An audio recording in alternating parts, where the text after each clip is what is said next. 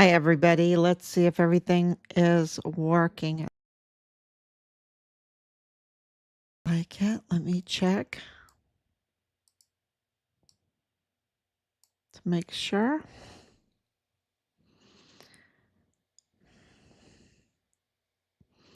See if the sound is on.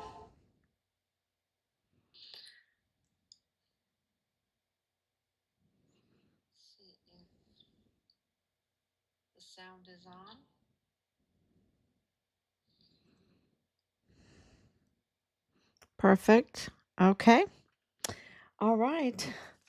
So, hi, everybody. This is 1,749 days since Richard was forcibly removed and his life taken from him because he was reporting on the cartel-tied military criminal trafficking on Fort Bliss and at the southern border, the doorway into the United States, um, the southern border in El Paso, um, the Siamese sisters, right? El Paso, Texas, and Juarez, New Mexico.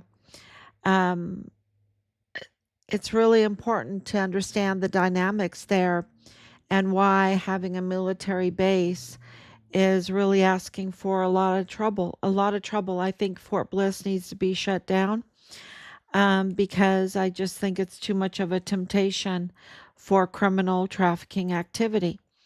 Um, because we give everything to our military. We want them to have everything. I mean, right now they have a $1 trillion budget. I said that a couple years ago because it was almost at a trillion, and and people were like, "Oh, but it's not a trillion." And I'm like, "Yeah, but with all the bennies, it was a trillion. It was a trillion." Um, I see the fraud, waste, and abuse my whole life. I've been involved with the military, and so it is we have a little problem because we want to give everything to our military. We want a very strong military. You heard President Trump in Qatar and the UAE, in Saudi Arabia, but especially in Qatar because he addressed our service members there, and he, laid out what his envision for our military. And of course, publicly, he has to say that we're a very strong military, that we have the state of art equipment, and which is true, which is absolutely true. But because lived on Fort Meade, I understand NSA. I lived there in D.C. For years. Um, um, so I understand that we are state of the art, that we are a strong military, but I also know um, that we were um, being attacked from within like a Trojan horse, and I've been saying that for a long time because you had a compromised leadership that allowed the criminal trafficking to be brought onto our bases and into our barracks. And I was told over and over again when I complained about it, it's been going on for years. Like that's an excuse. Like that's an excuse not to do anything, to not address it, that it's just forever and it just is going to go on for years. And we can have our service members die from the inside, from being infiltrated, from being our enemies embedded into our military and not do anything about it, and have them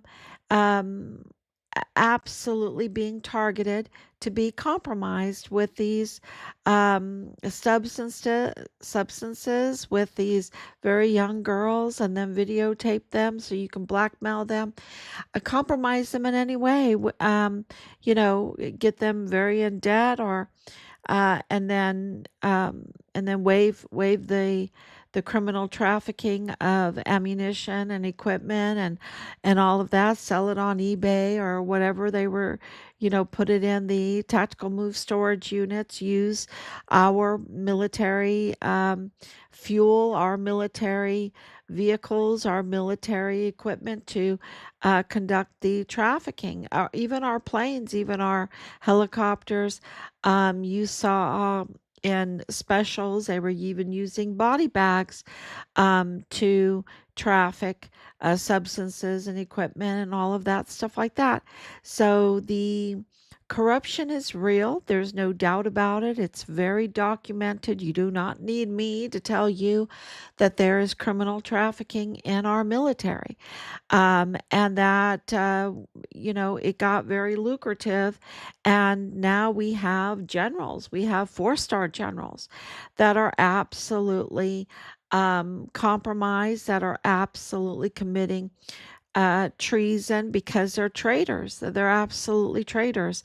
And I can tell you that General Kelly, General Garrett, Michael Garrett, Lieutenant General Sean Bernabe, General McConville, General Mealy, and we can go down the list. Lieutenant General Donna Martin. They're traitors. They're absolutely traitors, and they could not withstand their own greed. They could not withstand the temptation of the monies, the very big monies, and the power and the stars, because this includes people in our Congress, because the Senate Arms Committee are the ones that give the stars. And who got stars? Lieutenant General Sean Bernabe, with absolutely the most horrendous record at Fort Bliss, a horrendous record, and they gave him a third star. And the horrendous record of Donna Martin, with all of these deaths in the CID and the IG. When you're looking at what is supposed to be, they have a horrendous record. But if you're looking at it from a cartel point of view, when you're looking at it from a cartel point of view that's tied to strings coming up, tied to the CCP, um, tied to LLC business people that want contracts, right? That is their temptation. Their temptation are the big military industrial complex contracts, right? And so you have all of these different elements. You have the enemies that want to control our military and want to get our intelligence and want to get our technology, like the CCP. They're known for stealing our technology. And you have several people in Richard's case that speak Chinese that are up to no good, that are part of the criminal trafficking, that are part of the cartels. And we know that the cartels have strings to the CCP. That's why President Trump went to Panama, because they use, they even had all the Chinese language on their signs, because it was the hub for the CCP criminal trafficking. So that's not me. That's all reported. You just have to piece all the puzzle pieces together, make yourself a map, and you'll see where they traffic, and who are the business people, who are the brains behind the money laundering. Because if you have all the criminal trafficking, you need the money laundering to turn the money illegal, right? To turn the money quote unquote legal. And they do that through property, they do that through LLCs, they do that through contracts, right? They do that through contracts. And you see that with Nadal Baim, the Palestinian arms dealer, right? That's connected to Bradford Bugado, who's connected to the Mendenhalls. So you have absolutely, and it's all tied with the contracts. And here he is wanting to keep it a secret that they found our son's remains, that he wanted to keep it a secret that Richard was dead, and that he had that inside knowledge because of his inside connections with the FBI. just like with the Mayellas. Michael F. Mayella, that is the manager of the federal courthouse, um, with access to federal cases. That's a huge intelligence, y'all. And that means because he's a family member to Patrick Crusius, that Patrick Crusius then absolutely had the opportunity to have access to that kind of intelligence. And it goes even deeper than that because Michael G. Mayella Jr., the junior, he was in the DA's office with Jaime Esparza and James 2028 Montoya. So Jaime, I've got a conflict of interest.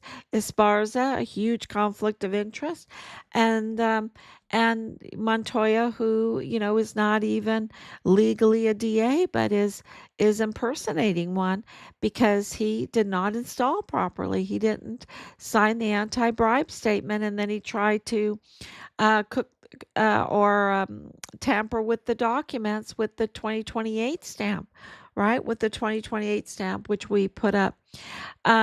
So, you have Michael G. Mayella working in the DA's office.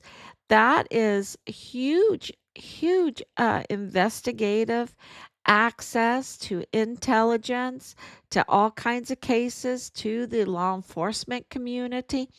And, him being the brother in law of Patrick Crusius, absolutely, that would give Patrick Crusius access to that kind of intelligence.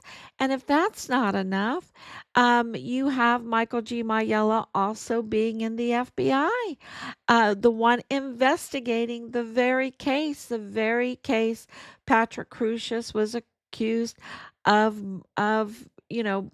being the shooter of. And that absolutely, Patrick Crusius could, uh, you know, absolutely have access through his Jaime Esparza connections, with Joe Spencer connections, with David Guadarrama. They all know each other, the Mayellas. What about Steven Spitzer? uh, you know, eh, the prosecutor, the federal prosecutor, having this very close Sunday connection with the Mayellas. And if that's not enough, Patrick Crusius had access to the Walmart cybersecurity through Michael G. Mayella because he was employed by Walmart cybersecurity, right? And here he is, a trained cybersecurity technician and a trained hacker. And so he absolutely would be able to give Patrick Crusius all kinds of intelligence from the Walmart cameras and everything. And he would also be able to pull an 86 in any of those places. The Mayellas would be able to pull a 86. And we're going to talk about that. But I don't want to forget to mention that Lorraine Mayella and even other family members are in the healthcare business, and especially in the mental health care. Um, uh, you know, eh, so you have access when you are giving services to victims of a mass shooting crime. You have access to the witnesses, and you're talking to the witnesses and they trust you, and you're giving them mental health um, care, and you can hear whatever the witnesses are saying, and that would give access to Patrick Crusius to, so the Mayella family absolutely was very, very important and central to the cover up and to the mutiny in this case, in the Walmart mass shooting mutiny case. That's what I call it, the mutiny case, the Walmart mass shooting mutiny case. And it was a bloody case. It was absolutely bloody, but it absolutely is involved in the military. Absolutely, the military is involved in this, the cartel's involved in this. There's absolutely other shooters. They're at large. They're at large walking around. And Patsy is absolutely a patsy. Was he there? He's one of the shooters, right? Because he admits he's one of the shooters. He was absolutely there. Um, so I'm not, trying to defend him. I'm trying to get justice here and point out that there's other shooters. And because you had two chances for a trial, and the federal and the state. And we had the checkbook, right? We had the state case come out and say not even $6 million they've spent. That's a lot of money. Oh, that is a lot of money. But they just want to make it la di da, la di da.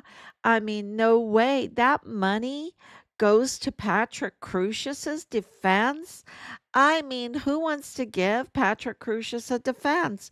Let him defend himself, right? Let him defend himself. And if he can't afford a lawyer, he's the one that got into the crime scene. And unless he's so mentally impaired. And we need to know that. We need to know that. So okay, let's have the money for the mental health evaluation and hearing by an independent judge. Absolutely, I'll pay for that to make sure. But look, this $6 million, and I will tell you, I think that is a fudge.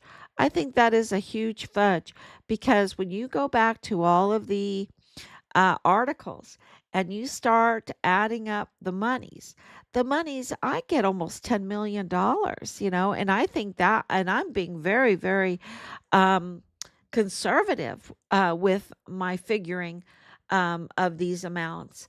And I don't think and that doesn't even include the federal case. So I think that would be a more honest, but I don't think they're being honest. Of course, the 6 million is just way below what has been reported. So, they're just trying to pull the wool over everyone's eyes again. That, with all their seals and deals and gag orders and their plea deals, keeping this case from trial, keeping us from looking at the forensics, at the ballistics, keeping us looking at and hearing from the victims under oath, and the witnesses under oath. Uh, you know, they kept all that information from us, and it really is a travesty, and it really is criminal. It's absolutely criminal, all the while with their money signs in their eyes, right? The open checkbook, and that approval for taxpayer funds to go to this, millions and millions of taxpayer funds for Patrick Crusius's defense, right, and prosecution, but for his defense, um, most of it, and for these victims' mental health care, right? Um, it's very, it's very interesting because we have the audio of Joe Open Checkbook Spencer saying that when that he would only come on to this case. He didn't want a nickel and dime it. I'm doing this by memory, so this is not a direct quote. But if he comes on this case, he didn't want nickels and dimes. He wanted an open checkbook. He wanted money. He had money signs in his eyes, okay? He wasn't thinking about the victims of the shooting. No, he wasn't thinking about the victims that witnessed it, right? Um, no, he was really interested in the money. And what he said is he said that to Judge San Madrano and Judge Guadarrama. Well, when you map out this case, you see at the very beginning, it was Judge Burrell. Judge Burrell was the initial judge assigned to the Walmart mass shooting case. And she recused herself later, right? So, why wasn't it I told Burrell and Guadarrama? No, he said he told Madrano and Guadarrama. Um, and, the approval was fast tracked. The approval for the taxpayer funded defense team was fast tracked. And it was approved on, get this, Sunday morning, August 4th at 5:42 a.m. a.m. on a Sunday morning, when everyone, most people are sleeping, especially after a very, very tiresome and hectic day, like Lionel Gutierrez said, right? This off duty police, he said we were just all exhausted. Well, somebody wasn't exhausted because they heard Joe Spencer say, I want an open checkbook. And so they fast tracked without even vetting the finances of Patrick Crucius because they put on the form 0 0 0 0 0 0 0 0 0 0 um, zero money, zero expenditures. He just had 0 0 0 0 0. So he had zero money and zero expenditures. And at 5:42 a.m., less than 24 hours, really, how many hours? Think about 11 o'clock, 11, 12, 1, 2, 3, 4, 5, 6, 7, 8, 9, 10, 11, 12, 13, 14 is 2 o'clock, 3 o'clock, 4 o'clock, 5 o'clock. So what? You got less than 24 hours, 18 hours. Let's make it 19 hours since the shooting, right? Since the shooting. So less than 24 hours for the shooting, and they already have fast tracked in 18, 19 hours the open checkbook for Joe Spencer. And then that Monday he was already visiting Patrick Crucius. So why did he say, I told Judge Guadarrama and Judge Madrano that I wasn't going to do this for nickels and dimes? I wanted an open checkbook. When did he have time to do all of that? Right? When was there time? And when was Sam Madrano informed that he would take over the case? When was Judge Guadarrama informed that they would hand over the jurisdiction to the federal case, to do the federal case early, to do the federal case first? When was this all planned? Because to me, something stinks to high heaven in this whole money thing, okay? And this is what has really been something very rotten. There's rot there. There is absolutely rot in that audio that the timeline doesn't match unless this was pre-planned. Pre-planned. And, when that Patrick Crucius is very close family to Michael Mayella, with Judge Guadarrama, with Steven Spitzer, with Joe Spencer, with Jaime Esparza, that his son is with Jaime Esparza and James Montoya, and in the Walmart cybersecurity, and over there with Nieto, with Eddie Nieto in the FBI. I mean, wow, look, is it absurd for me to say that this judicial mutiny could happen? Is it absurd? No way, because the evidence is really pointing to that. The evidence is drawing it out. Call it an auto pen, and you put it in there, call it an AI auto pen. You put in the evidence, and all of a sudden it's drawing this picture, and the picture is saying that this was premeditated, that this was pre-planned, that this was pre-planned by the judicial branch, the judicial system in El Paso. And, would that be absurd that they would be rotten, that there would be rot there? Well, you had um, Comey come out, right? So not only do I think that this is all um, premeditated, that they did this for the money, that there's way more than $6 million that they extorted. I think it's extortion, but that they, uh, maybe not, maybe it's not legally extortion, that they legalize this money, right? This is like for money laundering because absolutely what are they protecting? What are they protecting there that they have to cover up this Walmart mass shooting? I'm telling you because Richard's case is intertwined with it. It's the cartel military criminal trafficking. Okay, that's worth billions. So here they are, covering up, but also, getting a bonus, making loads of millions of dollars on the cover up. And you see that Comey, the ex FBI director, um, putting up an Instagram picture of 8647. Wow. Wow. Can you believe it? Can you believe that he is just such scum? And this was our FBI director at one point. Thank God he left in 2017. And it's just, does he know General Kelly? Does he know General Kelly? Is he friends with General Kelly?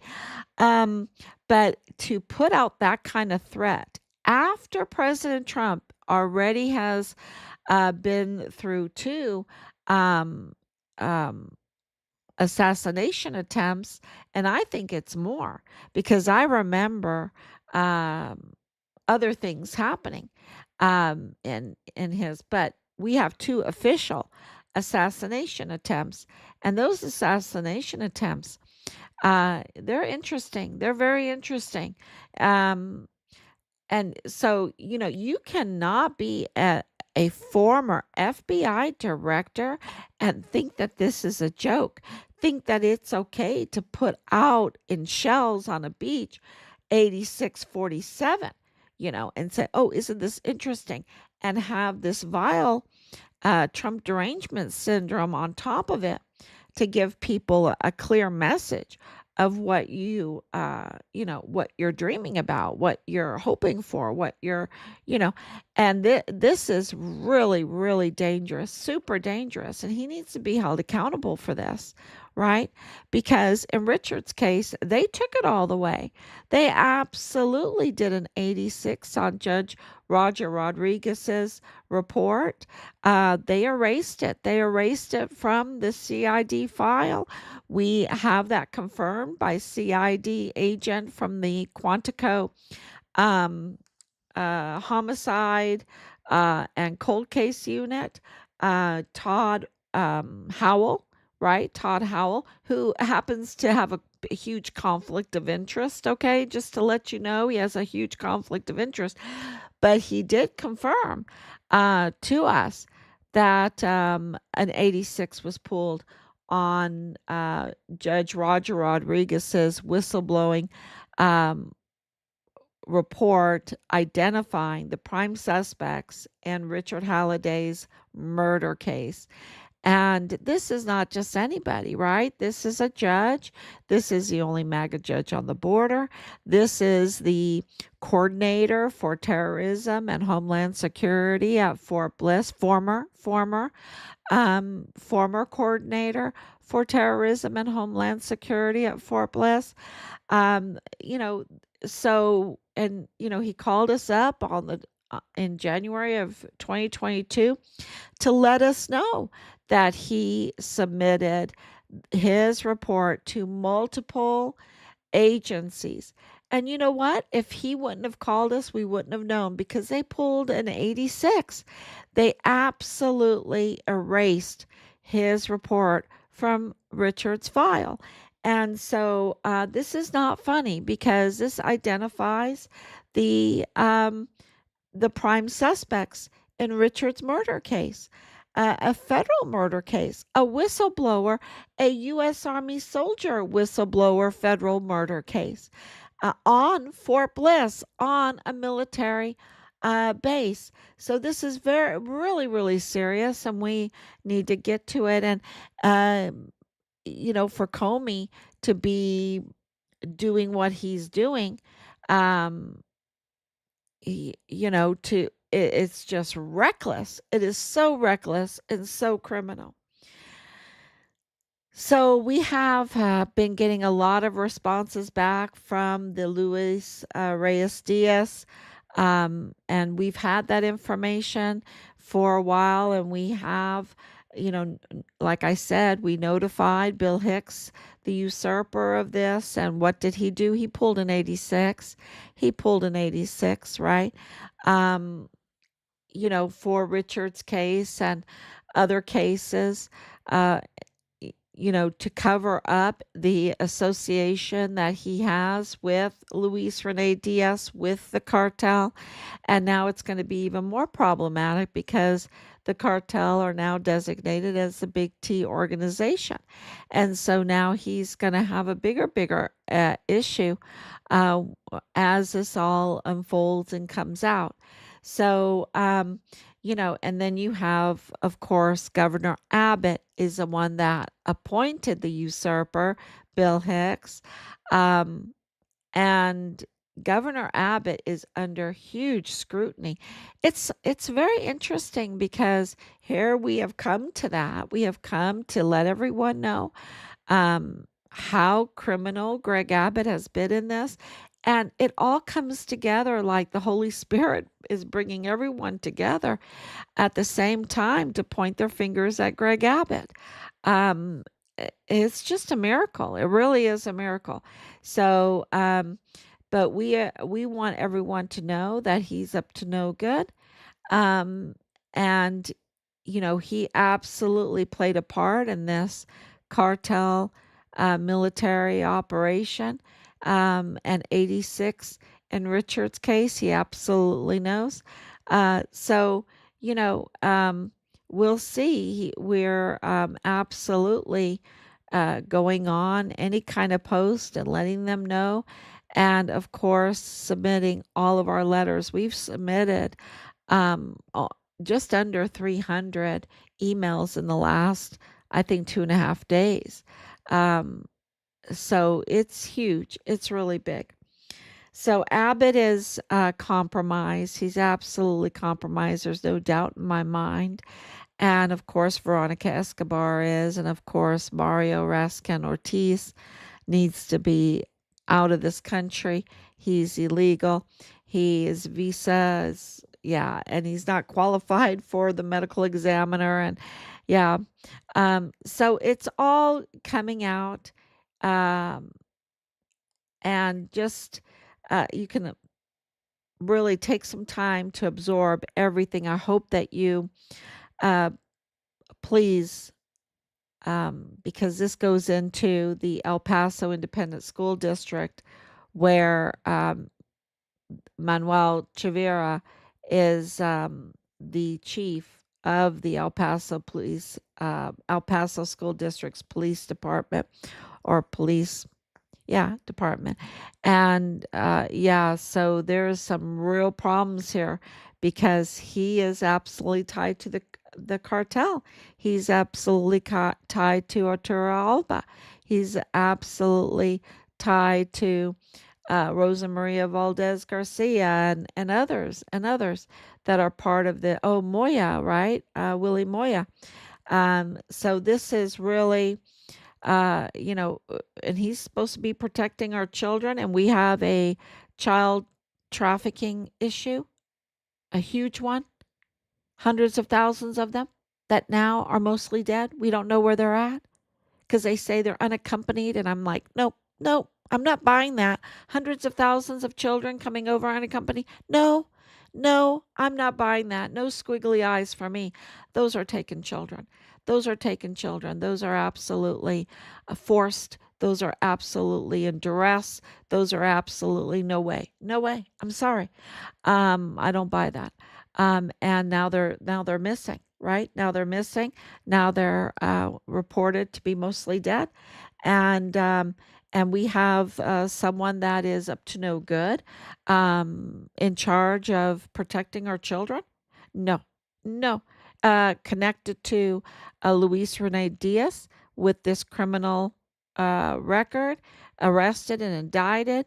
Arturo Alba, with Arturo Alba, who was cartel styled, lost his life, and brutal lost his life, and also Willie Moya in cartel style lost his life, and we have um, uh, this connection. Um,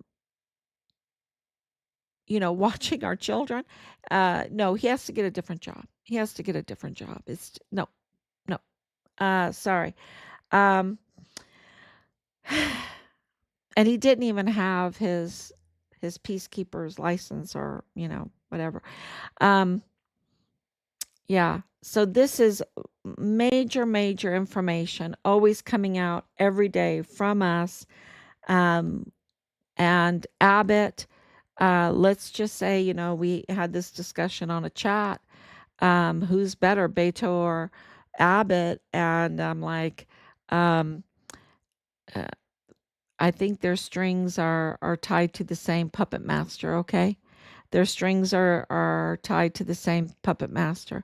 I don't think any one of them are worthy to be trusted and to have any kind of position. And so now we have that squared away. Um, we have submitted um, our findings on that, filed it. That's why I can say it. So we have Veronica Escobar, absolutely up to no good. And, now you understand why Texas is in the situation it is, because it has a stinky leadership. It has stinky leadership in the governor's office. And the governor's office of Texas, let me tell you, I'm from Texas, right? I was born in New Mexico, but I was born at White Sands Missile Range. It's like, uh, eh, you know, do you count that? I mean, that's the fine hair, right? A fine hair. I mean, I was born on the range. Um, and but I went to school and everything in El Paso, and then in Temple, Texas, and my alma maters, Mary Hardin Baylor. I absolutely understand the power of Texas. The economy of Texas is humongous. I lived in Ireland. I don't know, like 4 or 5 Irelands can fit in Texas. I understand the economy, the huge economy of Texas, that it could be its own country easily, easily, that it was its own country. And so to be the governor of the great state of Texas is a huge responsibility. And Governor Abbott's compromised. He's compromised. He's just like the generals. He is a traitor. He has committed treason. He has not secured Texas, the great state of Texas, and defended the beautiful, magnificent Texas Constitution. Okay? The beautiful Texas Constitution. He has not done that. He has been working with the enemy, and for personal gain, So, and I'm not the one saying this. I am just repeating what is in the news, what is in the evidence, what the evidence absolutely declares. And so I think he's in big trouble. He's in big trouble. And it really does make us understand how how all of this has developed, and like our, because we've sent out, I don't know how many letters. I mean, just this last couple days, just under 300. So, and we have over 20,000 hours of invested investigative work, that, and I'm sure it's more, um, because I'm not even counting other people that have helped us. Um, so it's so much work. It's so many hours. And I saw that in the article for the money, it was 22,000 hours, 22,000 hours of investigative work. Are you kidding me? Do you believe that? I don't believe that. I don't believe that. Nope. Nope. This was a slam dunk case. When you have access to intel, it's a slam dunk case. But when you have the Mayellas and you have an open checkbook, there is absolutely incentive to delay, delay, delay, to milk the system of millions and millions of dollars. Delay, delay, delay, so I can get tomorrow's milk, and I can get day after's tomorrow milk, and I can get, or call it a goose that lays a golden egg every day. Every day that goose lays a golden egg, so I've got to delay, delay, delay to get as many of those golden eggs as possible. This was Joe Spencer. This was Sam Madrano. This was Jaime Esparza, allowed to stay on the case for almost 2 years, delaying it for 2 years, with this huge conflict of interest. So, absolutely, there has been so much fraud, and people are saying they need to pay it back. Well, they need to pay it back, and then they need to pay restitution on top of it. No, not just to pay it back, but pay restitution on top of it. That needs to be really that. I've never really been such for jails, right? I'm more for restitution, right? Make it, when your pocketbook hurts, you really hurt. When you have to go and work, um, and you have to pay debt, it's very painful. It's very painful. So they absolutely should pay back what they stole uh, plus absolutely restitution. So, but that's just my opinion. I'm not in the judicial system. They have to be brought before court. A judge or a jury has to figure it all out. As far as the last minute talking about what I think.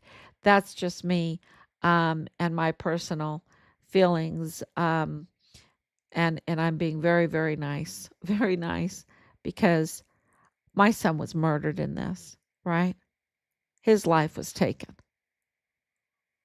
His life was taken. And he's not the only one. And that's why I try not to, um, because I know other people have really suffered through this. So, thank you so much for coming on. Thank you for sharing this information, because, you're not going to hear it on, um, in the media. Right? You're not going to hear it. They're going to twist and turn it. But this 8647 is very serious, and it also corroborates that they did a lot of 86s in Richard's case, a lot of 86s. Thank you so much. God bless you, and I will be back tomorrow, God willing.